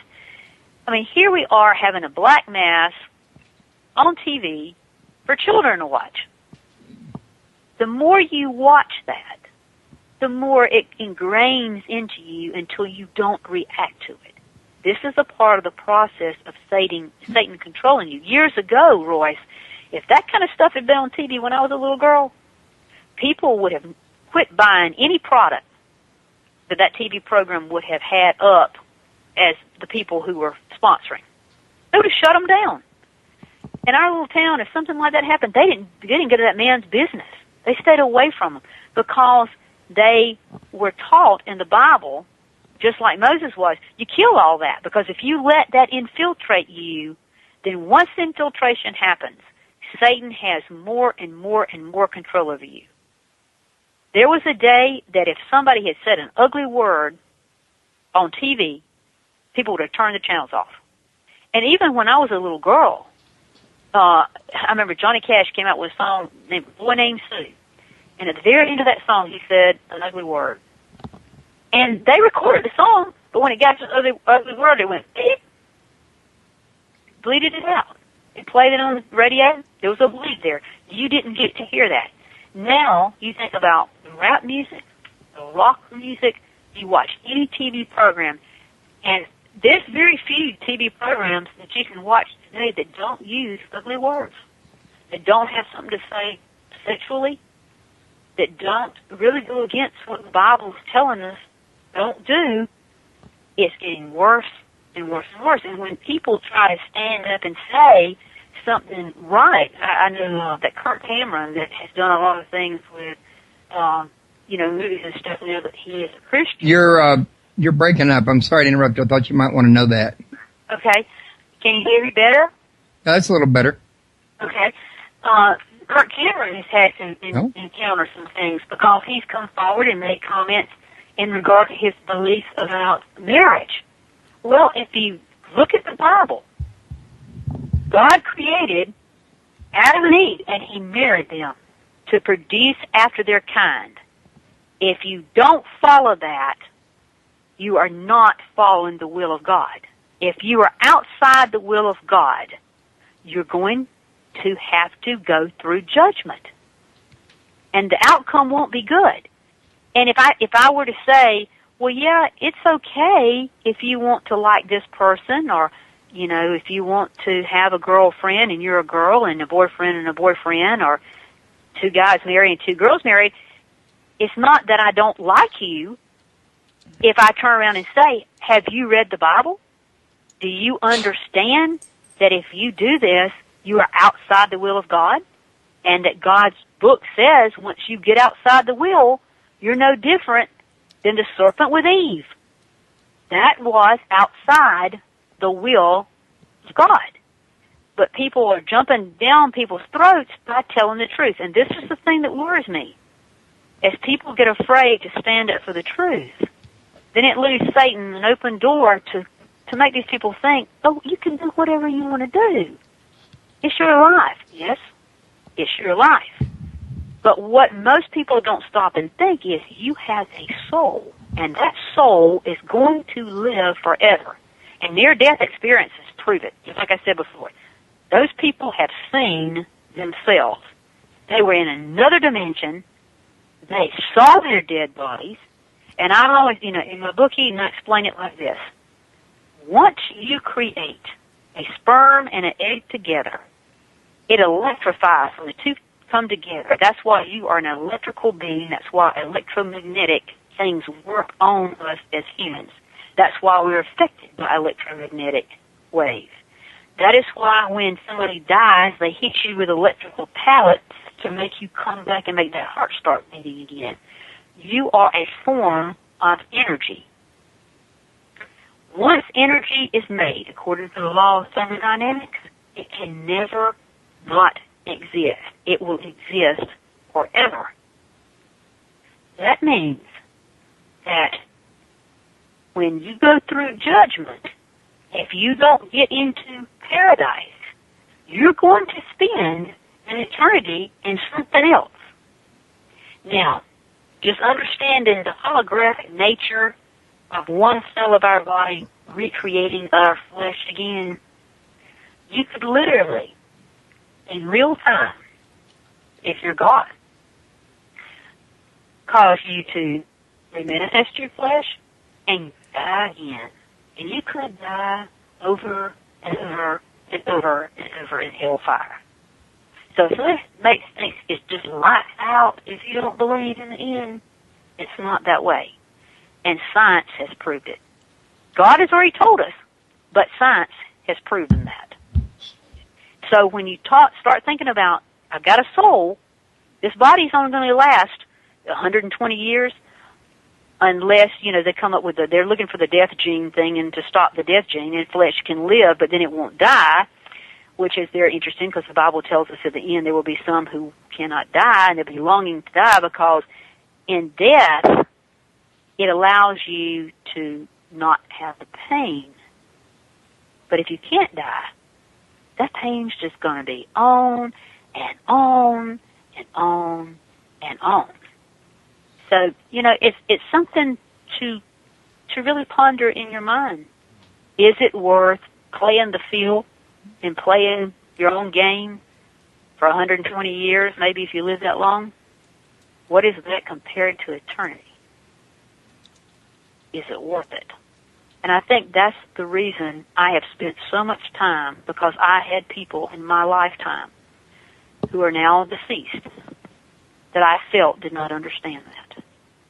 And it is my mission to make people aware of what's going on, to know the truth, and to make an informed decision. Because one day you're going to be called into judgment for the decisions you've made. And you can't go there and go, well, I just didn't think about it, or I didn't care, or I didn't know. We all know right from wrong. That pineal gland was put there for us to know right from wrong. When you were a little kid, the moment you did something wrong, you knew it. As an adult, when you do something wrong, you know it.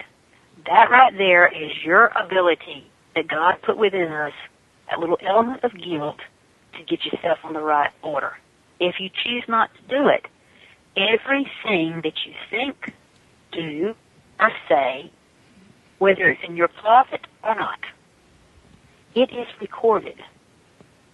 And I will honestly tell you, having done work with people, and especially with putting them under hypnosis, you can put a person in hypnosis, they can recall everything back as far as you want to go. They can tell you what day it is, what color shirt they had on, who was sitting in their first grade class in front of them, what clothes they had on, what was the person sitting behind them, what their name was. It's all there. And if you stop and think how man has been able to take a computer and keep up with us, think about all the people in this world and how the computers are keeping up with everything. If man can come up with that, what do you think the Creator has the capability of doing? So if, people think, well, I did so-and-so and nobody will ever know and that didn't hurt anybody. Stop and think, is it going to hurt you? Because in the end, that's really what this is all about. Do you want a future that's eternity for good, the way the Creator really established Garden of Eden to be? Or do you want to live in a fallen state away from your Creator? And I don't think God wants that. I think He truly is trying and has given us this element of guilt when we do wrong to know to straighten it out. And if you don't, then you don't have an excuse. And I guess it bothers me. It bothers me because I thought in my lifetime, had I died before I had done this research, would I have made it into heaven, playing the game, thinking, oh, well, that probably wasn't too bad. Oh, that was a slide. Oh, everybody's doing it. Why is that going to hurt me? Well, you think about God's a good God. You know, how many people die every day that go to church every Sunday and don't every know. Wednesday and don't realize they're not going to heaven. That's right, and that's where I felt like I had been doing that. I felt like I was trying to do right, but yet when I got to the point of this research, I looked back and I thought to myself, I was lost, and I didn't know it. I thought I was saved, but I was lost. And it worries me, because I know that Satan keeps people so caught up. Well, it's a game, and it really does. My research really is very serious, and it's one of those things that I am very passionate about, because I know the naiveness that Eve had. I relate to that. I totally relate to what happened to Eve. She trusted something that she thought was good, because Satan mixes good with evil. And I think about in my lifetime how I have trusted people that I thought were good and then just got really stabbed in the back. And it hurt so bad, and I would be like, why didn't I see that? So I know that there was an element that Eve was like, why did I do that? Why didn't I see this? And I just feel like if people don't understand the game that Satan plays, and the sexual game from Eden to today, that is the easiest way to ruin children. Through sexual molestation, just anything that has, where you take away a child's innocence. Once you have a sexual encounter, that innocence is gone. You can't ever bring it back. It's gone. And so many people in our world today have been abused so bad as children, and Satan uses that. You'll find that in most of the initiation ceremonies, satanic ceremonies, that's the first thing they incorporate is sex, because sex in the wrong manner locks you down.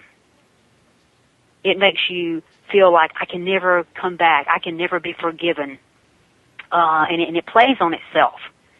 It's one of the worst. It's one of the worst things that can happen to you as a child. And having counseled people who have gone through molestation, it's a terrible, terrible thing. And many times it builds on it. Once they were molested, and they molest, and it just goes on. It's a vicious cycle. But taking away innocence is a crucial thing in our society. And you cannot turn on the TV or listen to music or watch music videos that's just not being played to the hilt, to be on your mind.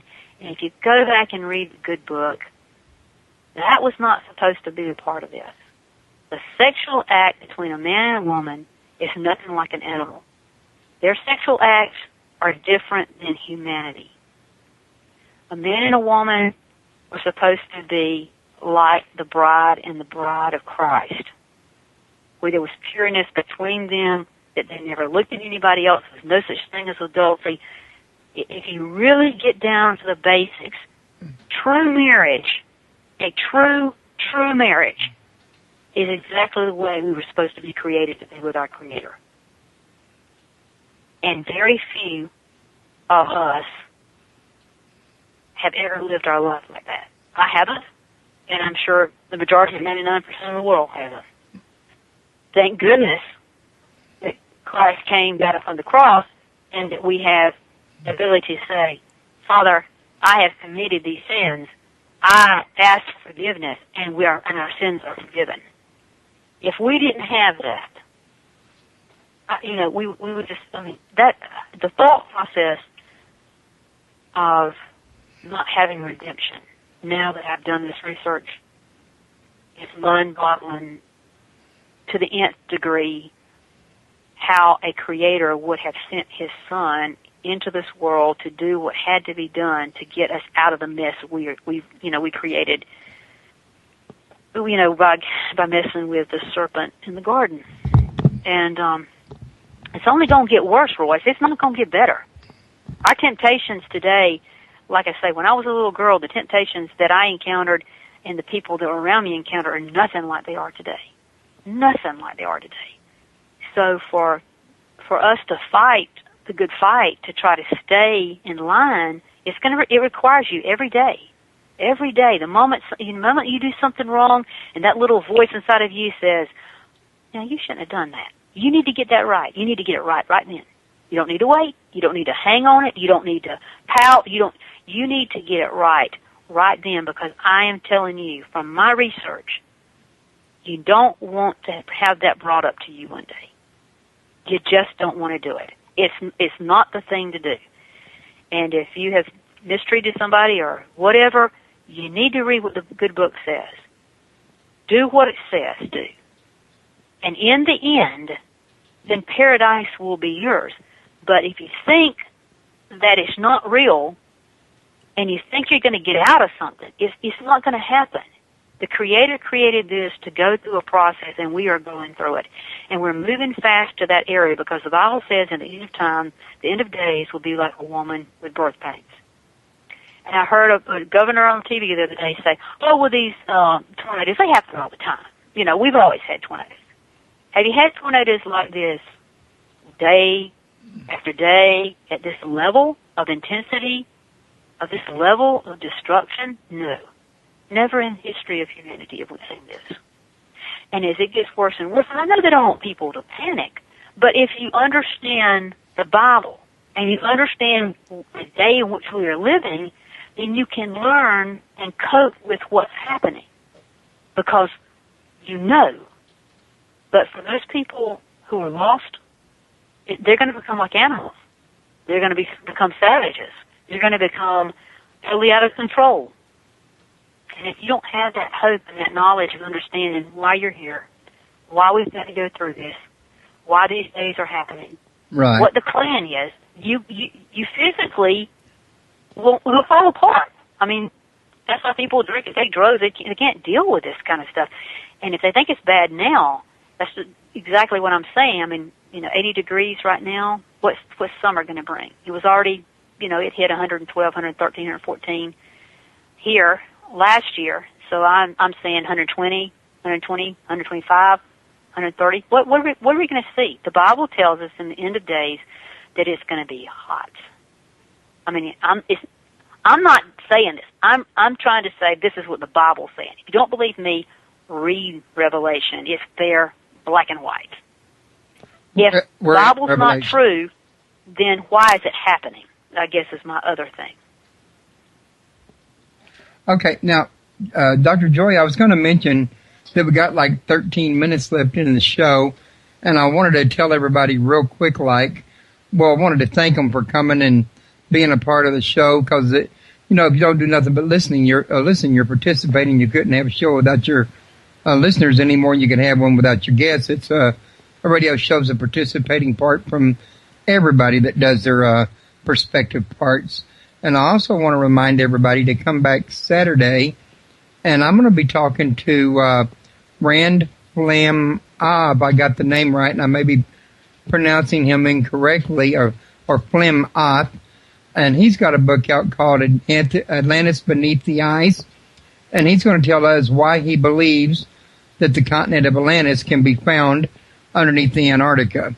I also want to invite everybody to join my friends over at United Paranormal International. And I've really recently made some new friends, folks, that a lot of you guys may or may not be interested in. I'm going to be putting up a sponsor link for y'all to be able to find them. But they're about alien and UFO abductions. And I realize that some people, frown on aliens, and some people will say that they're the gods of the Old Testament, and some people say the gods of the Old Testament were demons from another dimension, and I'm sure, Dr. Joye, you ran into everything I'm talking about. But the thing is, these people do have the site. They're friendly people. They got a social network, and they're trying to learn, and they're just looking for information, same as anybody else right now. And, it doesn't hurt to look for information until you have to go through the bad information before you get to the good. Isn't that right? I've read a lot of books. I agree. So, at any rate, I wanted to say, during the last 11 minutes, though, is there anything that you would like to, add to this here, last-minute thoughts or anything like that? Oh, your website, again, because I meant to mention it just now, and I think I just forgot to do it again. Yes, my website is www.drjoye, joy with an E.com. And all my books and my music and videos and YouTubes and all that kind of stuff is right there. The link you can just click on and you can really peruse all the information and research that I'm even doing in other areas. Because my work is a broad range of information. Because I want to bring it all to the table. I want to actually prove that science and religion, instead of being two separate entities, are actually proven that what the Bible has always said is true. And unfortunately, Satan has always liked to separate science and religion so that we don't know the truth. In other words, we can't see the forest for the trees. And so I'm actually bringing back the focus so that you can see the trees. Okay. And that's what I'm after, is to try to bring all those things together. And you know, all the things that I'll be doing as far as appearances and other shows and things, they can follow me there. And there's also, if they have any questions, they can send me an email and I'll answer those questions. And like I say, and then hopefully in a couple, maybe 6 months or more, I don't know how long it'll take for my new book to get out, but maybe they can keep checking the website because I'll have it listed when it's available with some of my more expanded research. But I do hope that they'll consider getting a copy of Eden and understanding the basis of the foundation of the information that I'm building on, to hopefully answer questions, those tough questions that they may be having. And like I say, it has everything in Eden, from the fallen angels to the UFOs to the animal mutilations to Tesla to cloning. I mean, you name it, there's not anything that's not listed in Eden. The changes in the sun, moon, and stars, the way the huge cathedrals are laid out on this earth, and the oracle sites. I mean, everything is listed in my book, Eden, that you might have an interest in. Okay. Well, I want everybody to know also, I've got the link to it's linked to it at Amazon, but I got a copy of that link on my front page, and well, it won't be there tomorrow. I'm going to move it to the archive tomorrow to make room for Saturday's show, but still it will be in my archive with our show, our show description, her picture, and everything you need to know about this here to make an informed decision as to whether or not you'd like to purchase the book. And you can click from my site right over to Amazon. And I will be putting this up at YouTube and Dailymotion and some other places like that in video format. So I can't link a book over there, but, you know, it can guide some people to the site and give more people a chance to hear that wasn't able to make it tonight. And I want to apologize to listeners that had asked some questions that y'all had to go. And I know you didn't hear the end of the show. You don't hear me now, but if you listen to the archives, you'll pick this up, that you didn't get a chance to wait for your question to be asked. And I never did ask it since you went ahead and left. And hopefully, Dr. Joye, you can come back again in the future, say sometime after June, since I'm booked in June, and maybe we can go a little further in depth on this. Oh, I would love to, Royce. I've enjoyed being on your show, and like I say, would enjoy coming back and talking more, because there are so many things that is in the book even that we didn't even touch on tonight. So, yes, there's many more shows that I could do with you on just Eden and some of the different fields of study that are there. So I would really appreciate you asking me to come back later on. Okay, that sounds like a winner to me. And with that one, I guess we can go ahead and wrap all this tonight. And I'll be in touch over the next couple of days with you, Joy, and to send you the links to where I posted all these shows at it. It'll be about 4 or 5 links, something like that. Okay. All right. Well, I want to thank you very much for coming. I really enjoyed talking to you. It's been a very interesting time for me. But I do have a kid that wants me to get him up in time to go to work tomorrow, so I guess I better get some rest behind me. Well, listen, you have a good night, and God bless everyone that was here with us tonight. Okay, you too now. Bye-bye. Bye-bye.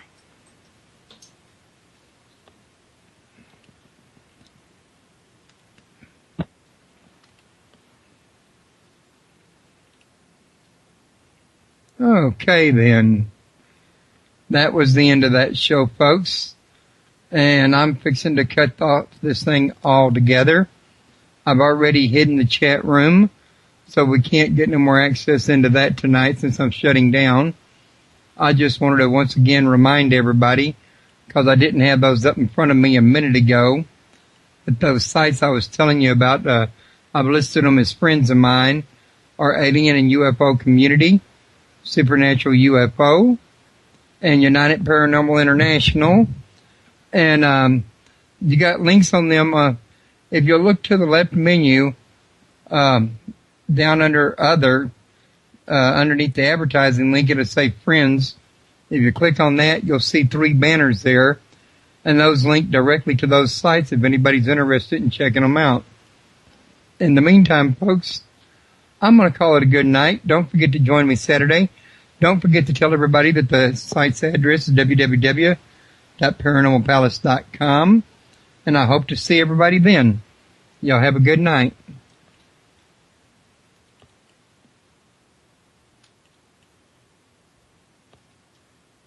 That we could not have answered.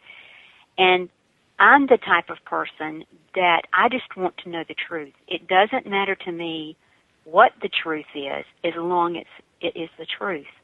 And so when I started pursuing my research, I really wanted to erase any prior, thought processes that I had come to terms with based on what other people maybe had told me as a child growing up, or bedtime stories or whatever, that we typically will build foundations on for our future beliefs.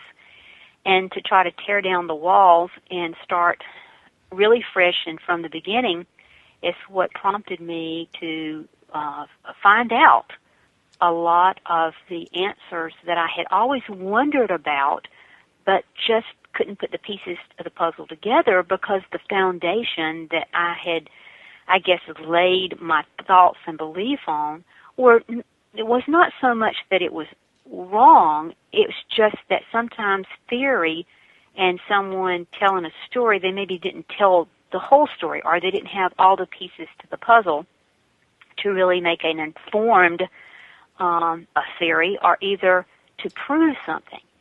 And I've been fortunate that when I've been able to do radio shows, that it seems like, again, like yourself, that the intent is to try to bring the truth forward. And right. We are dealing with something that, in your show specifically, paranormal, it is something that I deal with all the time, because the spiritual world is very real. And I laugh many times because on a lot of paranormal shows, I'm like, people say, well, you're a Christian. What are you doing on a paranormal show? And I'm like, excuse me, but if you have read the Bible from start to finish. Angels, miracles. And I said, really, the Bible is the most paranormal book that I really have ever read, because you're talking about ghosts, you're talking about somebody walking on the water, you're talking about snakes turning into rods and rods turning into snakes, and you're talking about a serpent that's talking to Eve, you're talking about people being raised from the dead, you're talking about people being taken up in a wheel, you're talking about people who are taken and who never die, and you're talking about demons that run into pigs and drown themselves. I mean, people walking on water, it's amazing. And then you talk about angels and them on earth, and that they've had children. I mean, I can't think of anything more paranormal than all of that, because if anything, like I say, all the research that I've done in a lot of paranormal books, I don't think I've ever come across one that's quite as paranormal as the Bible really, really is. And it's unfortunate because people want to try to take it in a different direction. Right. But I think if we start with a foundation and we learn what was given to us in the very beginning, why it was given to us, then it helps us explain what are these strange things that happen around us that we really don't have an answer to. And my research is about that. And you mentioned that my first book was Antichrist, the Cloned Image of Jesus Christ. That one, yes, that's the one I was referring to. And the thing about that particular book, I had always wanted to find these answers for myself, and I never dreamed that I would get the chance to be on a radio show or talk about my research. I was doing these things to really answer questions that I had, because I felt like, because I had a strange little dream when I was about 6 years of age, that I felt like I saw the end of the world. And when I went to church, and I was always, brought up in church, went actually to the same church I go to right now, I was there the week that I was born, and was very involved in church, and really saw what it's like to really worship and be committed. But at the same time, small Southern Baptist country church in a small town with a small library. When I had this dream, I couldn't find answers to what I had seen. And it's really before there was anything really, I think, written out there other than the book of Revelation that would have explained a little bit of what I had actually had in this dream that had troubled me so. And as time went on, and I would ask questions, I would have adults say, well, now, you're just over worrying. That's not for children to think about. You just need to let that go and go on outside and play. And people encouraged me not to think about it. I don't think that it was wrong maybe for them to do that, but I found myself, instead of being more outward with people, I began to be more inward, because it was something that I felt that God had either showed me that I was needing to know about, and that it would drive me even through my college days in studying things, because most girls never dreamed about growing up to be a preacher. I mean, that was something that was only really, quote, a man's job when I was born and raised. Yeah, same here. Small community.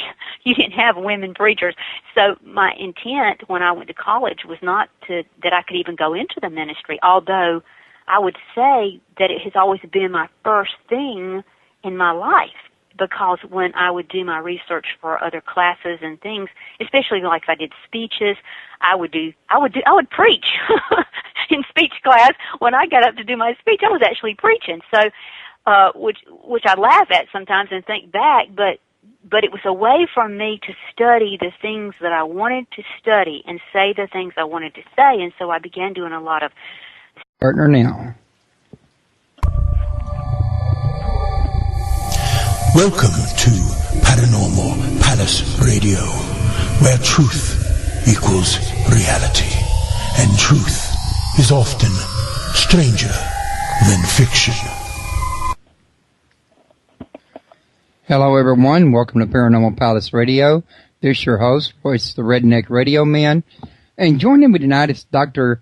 Joye Jeffries Pugh, and she's got a book out that, unless I messed up her title of the book, it's called Eden, The Knowledge of Good and Evil 666, that I saw over at Amazon that got my interest. So I decided I would contact her and invite her to my show, and she's graciously accepted, and she's here with me now, and I'm fixing to give her a little quick I'm introducing her now, in fact, but we're fixing to get her on the air and let her tell a little something about what got her involved in this here. And we're going to talk about this here book, which she also got another book out that deals with the Antichrist and a Jesus clone, and I may be getting that one mixed up. I've only seen it briefly while I was preparing her show promotion, and I'm going to let her correct me on that one if I'm wrong. But as I understand it, these two books are like a follow-up one of the other, or connected, or different parts of each other, or something to that deal. So I thought we could bring those in for a bigger picture, if it's okay with her. That is Dr. Joye, correct? That's right. Okay, just making sure. I know I'm not perfect. I make mistakes, and pardon me, I got that little frog right when I was speaking to you. But I was going to say, I make mistakes, so I always try to ask people to correct me if I do. And I was just going to say, why don't you start this ball rolling? And, oh, by the way, I want to thank you for coming on the show. I think it was very nice of you to agree, especially since you didn't know me from Adam. Well, Royce, there's a lot of times that I do shows and I don't really have the opportunity to always know the host. But I always feel like that if someone's doing a radio show, that they really are typically looking to try to find truth in what they are pursuing. It's no different than the research that I do all the time. My intent is never to be doing anything to just do it for fun. It's more of a quest. And I think when, for example, yourself and other people out there that try to do radio shows, their intent, I believe, is to do the same thing, is that you have a quest and you're wanting to find answers to some really tough problems. And that's really what my research is all about, trying to find the answers to some really, really tough questions that over the period of humanity for a long, long time. We've had so many questions in the Bible that the elect would be very deceived at the end of time, and that, well, Jesus had also said that there will come other people in my name, and don't jump at them being called Jesus, that you need to be very cautious about that. I had been doing some research at that time on cloning, and I'd found out some information. I got my hands on some books in a little South Georgia town in regard to Hitler, and found that he had some activity going on, being able to really do some cloning. And when I started doing the research on that, I found that really the first cloning took place with a frog back in the 1800s. And I'm like, this is not a new science. There's something very much really to all this. And why was Hitler trying to perfect these genes? And what was he doing to get rid of the Jewish people? Why was that so important? And then I began to see that in my research at the time, that there was a difference between the typical Jew that we know, or what I was led to believe. I thought a Jew was a Jew was a Jew. I didn't realize that the original 12 tribes that were the Hebrews only became termed as Jews when they actually went into Babylonian captivity, and they had children by Gentiles and whatever different than just those 12 tribes, and so they had to have a name for that kind of setup. But the original Israelites, apparently some of them had markers in their genetic structure that would actually, they could find out, who was a true, I guess you would say, of that 12 tribe. And so I began to see that there was a reason that Hitler was killing some so-called Jewish people, while he was letting other people, Jewish people, leave and set up this place called Israel. And at that point in time, a couple of years, maybe 10 years before that, my dad had brought in a picture, and I can't remember, I would love to still have it, Royce, that was probably either from Look or Life magazine, because those were the two big magazines in the day when I was growing up, that actually showed the Shroud of Turin. And most people, if they don't know about the Shroud of Turin that might be listening to the show tonight, I do encourage you to either go to my website at www.drjoye.com. I was going to do that. I'm glad you did. Thanks. Okay, and look at the Shroud of Turin, because I do have some pictures on there, but you can also Google Shroud of Turin, and you can get a lot of information on that particular piece of cloth. But I remember seeing that as a child, and Royce, when Dad brought that in, I just busted out crying, and he's like, what in the world? And I'm like, it's Jesus, it's Jesus. And he's like, well, they don't know that. They're doing some research on it. They think it is his burial cloth. And I'm like, this is Jesus. It's Jesus. And I just got really hyped up, and he's like, why would you say?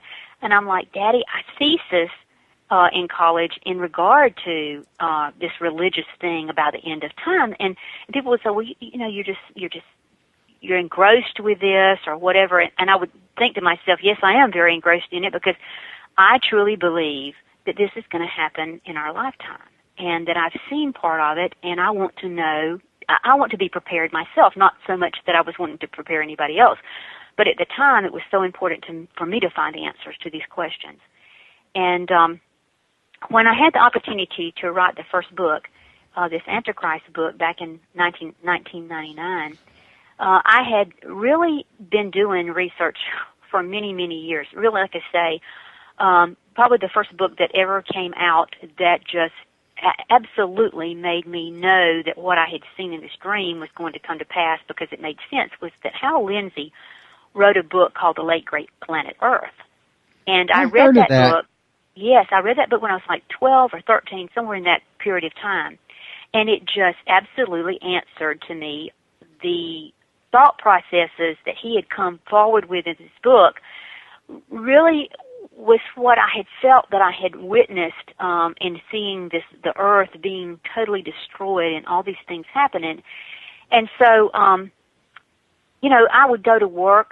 I worked with handicapped people for many, many, many years.